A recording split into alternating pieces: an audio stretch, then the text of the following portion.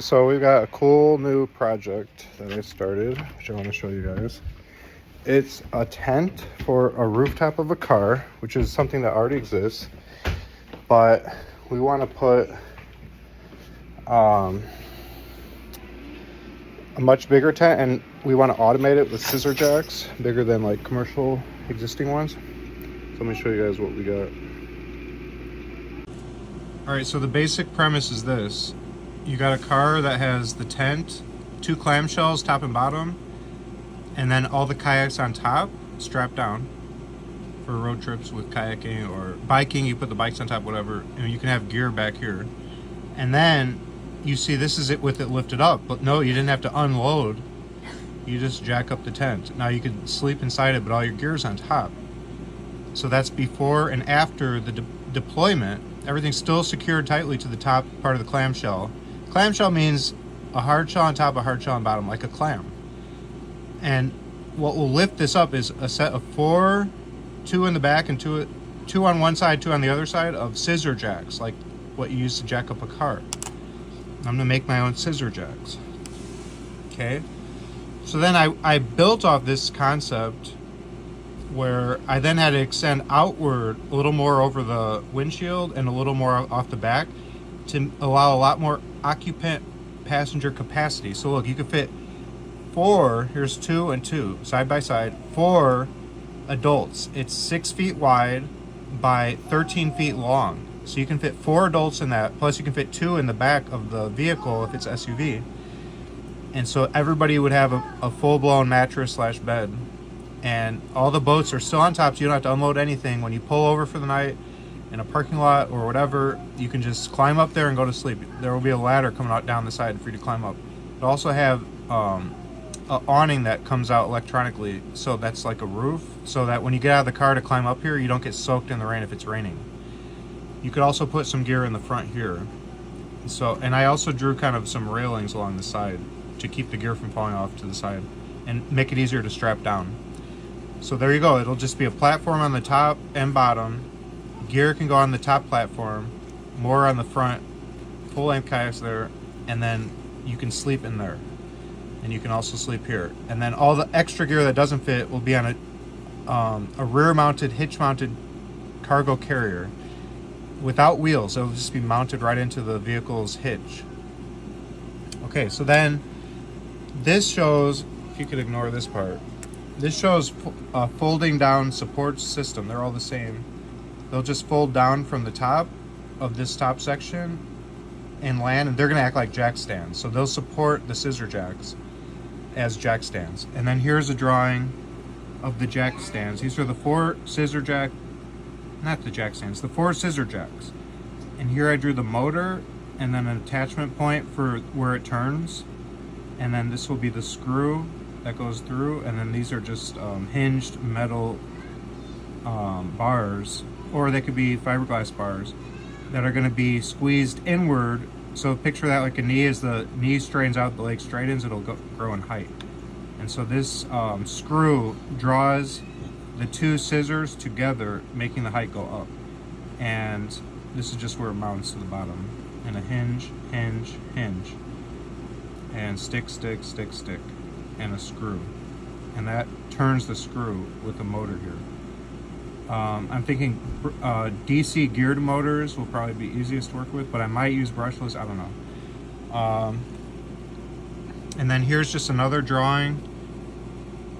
You got the gear on the front, the kayaks on top, and the bed compartment here, and this will raise up. I think about 3.5 to 4 feet is good for people to be able to crawl around and get onto their beds and stuff. Obviously, you're not going to be able to stand in it. I don't want the kayaks this high up in the air, so if a strong wind came, it might rip the whole thing off the top of the car and make the car flip or whatever. I don't want it to become a giant sail, so I have to be careful not to make it too much taller like that. And then here is just a drawing of that awning I was talking about, or canopy that extends outward, and it'll have some arms that lock off like that at a 45, potentially. And this will just stop rain from coming down when you're trying to get from the car into the tent. You can see the 2 clamshells drawn very clearly here. So that's it. And I'll show you guys the progress I've got on this idea. Time is of the essence because the kids are growing up. I want to get this project done fast. I can't let it be open-ended, multi-decade project like a lot of mine. I really want to get this one done quick. So I'm like my third day working out. I'll show you guys the progress so far. All right, so here you can see we just used electrical tape and landscaping stakes that are 72 inches long, and we've been stacking them to form the bottom base, the bottom clamshell of it. And you can see some detail work here. Now that I've gotten it roughed out and gotten everything lined up well, you can see it all looks pretty square and everything. And I made these sides kind of rounded a little bit in a kind of low poly way. I'm using nails like this glued on with hot glue to keep this from rocking side to side so it doesn't turn like that. So I'm just doing that. And I'm starting to use fiberglass tape, I think 3/4 inch fiberglass tape with super glue to kind of just glue this better than electrical tape can hold. And I put a nail just to reinforce this little bend here.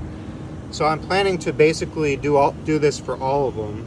And you'll also note they're stacked 3 tall for additional strength because they got to be able to hold a lot of weight without bowing down too much in the front.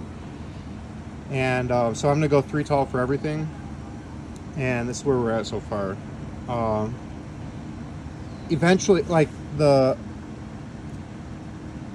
with the accelerator and the super glue, we're able to get very fast results for this prototyping and just getting it kind of firmed up. You can see like I firmed up that area, that joint, on those 2 joints, and then on these 2 joints. And we just want to do that for all the joints so everything's solid and holding up and not just kind of flimsy and falling apart. You can see like the electrical tape just kind of tends to let things just bend over time. It's not really meant to hold it in place for long, so I keep having to fix it and flip them back up. But whereas this will really keep it held up long term. And then we'll add the nails to add additional support so it can't rock side to side anymore. So yeah, I'm just making more joints from time to time in strategic spots just to solidify everything. We'll eventually create some diagonal supports so it can't like get askewed anymore. It's easily made askew.